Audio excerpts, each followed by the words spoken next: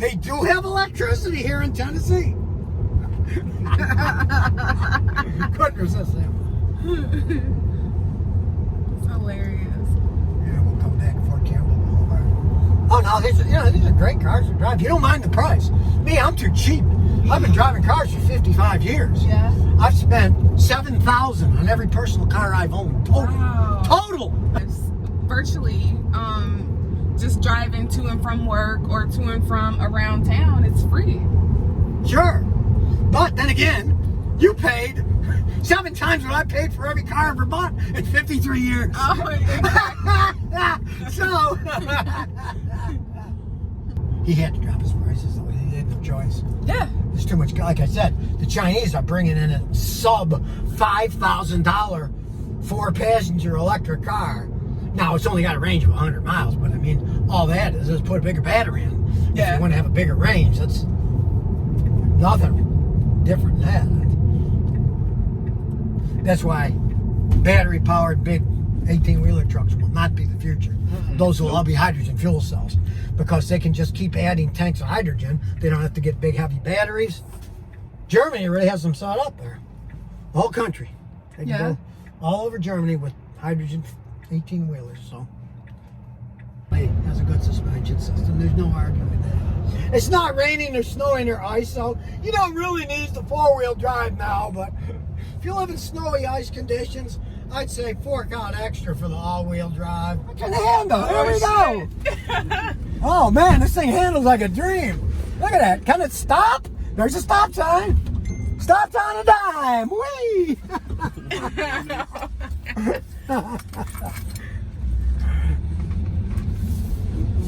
And quiet. The only thing I can hear is the phone ringing, the fan, and the tires rolling down the road. Quiet cars give me anxiety. Motorcycles. I want to get on one. The Harley. Let me tell you something. Do you drive motorcycles? Yeah. Okay. Well, I've driven motorcycles since I was a teenager. And that's for Campbell. That's tobacco. And I can't stand them because I'm used to a gasoline motor with a 6-speed standard transmission. And those, you hit them, they just go. It just feels weird. And you can't downshift because there's no transmission. And for somebody who's used to driving a fast motorcycle, it's dangerous. It's just too dangerous. I didn't like it. It scared the hell out of me. I'd never buy one. I like having a gear shift, and I like the noise because, truthfully, people hear you on a motorcycle. I don't put any mufflers on mine. They hear you. Yeah. And on those things, you're going to get killed by someone. I didn't see them. I didn't hear them. Wow. No, I would never get an electric motorcycle. Plus, they have horrendous range because they're too small battery pack, and they're inefficient at high speeds. The one I drove was a California one. It was real fancy. What the hell's the name of it? What is that California motorcycle? A Ducati? No. It's electric. California electric. Couldn't tell you. I drove one. God, I can't think of the name of it now. But it had a range of 145 miles. It has the tires. You hear the tires on the ground. They're always going to make noise because there is some friction. You can't get rid of the tire noise. So you can have a little bit of sound. And as we slow down, you can feel the regenerative braking. Look at this. I took my foot off the gas and it stopped before the stop sign because of regenerative electricity. These things are very easy to stop, and they're regenerating a bunch of electricity. No worried about the California stop. Look, this thing stops itself. I didn't have my foot on the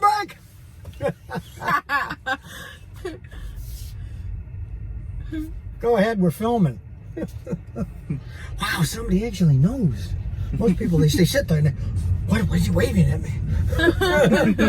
People become horrible drivers. Yes. Man, the world's full of horrible drivers. All right, now we'll get to the back of the road. So basically all you hear are the tires going down the road. It's a new experience. It still freaks me out when I look straight ahead. It looks like I'm looking at somebody's kitchen counter. You gotta look over there for the information, but it is weird. It's like you're not driving a car. And there's no gear shift over here. There's an electronic one here, though.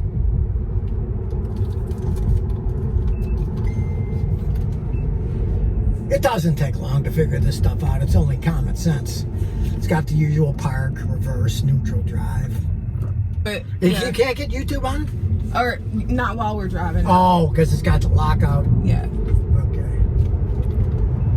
We'll take it out for a little country drive.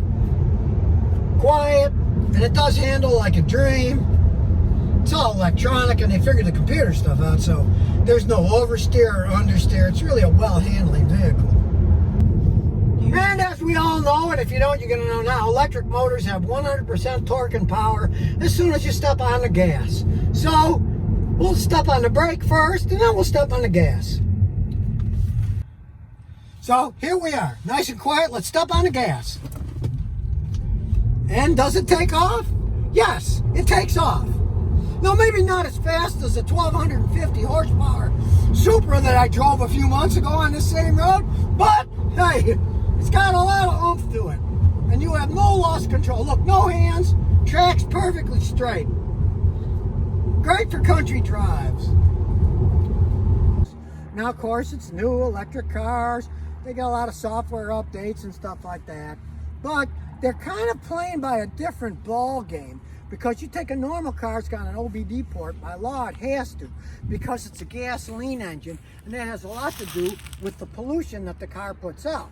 If it puts out too much pollution, your check engine light comes on, well, put out pollution directly. So they don't have to go by any of those laws. So they don't have to give any of that repair information out by law, because they're electric cars. The system that has most cars in the world doesn't have Teslas. They will not share repair information with anyone. 3, 2, 1, go. And yes, they're cheap to recharge. She fills her up for about $6. Only. Alright. Actually, oh, do you want to put the jack back on? Oh yeah. Quiet will screw. 1, go. And of course they have regenerative braking, so you can go a lot further and stop and go city traffic. Alright. And check out this blacked out interior. They are beautiful inside. It's a beautiful car that you put her own wheels on, which I agree with her. I like the look of these wheels better. And